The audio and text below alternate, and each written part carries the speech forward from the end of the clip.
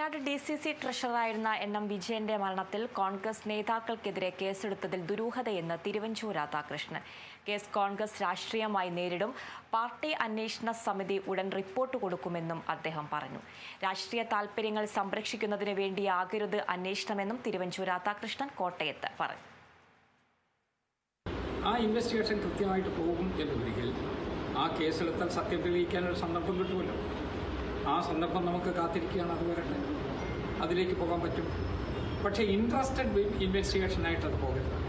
ഇന്നലെ അവരും കൂടെ ചേർന്ന് ഞങ്ങൾ ഒരുമിച്ച് നിന്ന് മാധ്യമങ്ങളെ കണ്ടു കഴിഞ്ഞപ്പോൾ അതിനൊരു പുത്തൻ ടേൺ ഉണ്ടാക്കുന്നതിന് വേണ്ടിയാണോ എന്നുള്ള സ്വാഭാവികമായ ഒരു നിഷ്പക്ഷമതിയായിട്ടുള്ള ഒരു വ്യക്തിയുടെ സംശയം ഉണ്ടാകും. പോലീസ് കേസെടുക്കുന്ന അതൊരു പാരലൽ ലൈനാണ്. അവർക്കിത് പ്രശ്നത്തിനകത്തൊരു പരിഹാരം ഉണ്ടാകരുത്. അവർക്ക് കോൺഗ്രസിനെ കുറ്റപ്പെടുത്താനായിട്ട് എന്തെങ്കിലും ഇതൊരു ഉപാധിയായി കിട്ടുമോ എന്നവർ നോക്കിക്കൊണ്ടേയിരിക്കുകയാണ്. അതിനവർക്ക് അവരുടേതായ കാരണങ്ങളുണ്ട്. ഞാൻ ആ കാരണത്തെക്കുറിച്ചൊന്നും പറയുന്നില്ല. ഒരു പൊളിറ്റിക്കൽ പാർട്ടിയല്ലേ, ആ പാർട്ടിക്ക് നിൽക്കാൻ വേണ്ടിയിട്ടുള്ള ഒത്തിരി സർക്കസുകൾ കാണിക്കേണ്ടി വരും.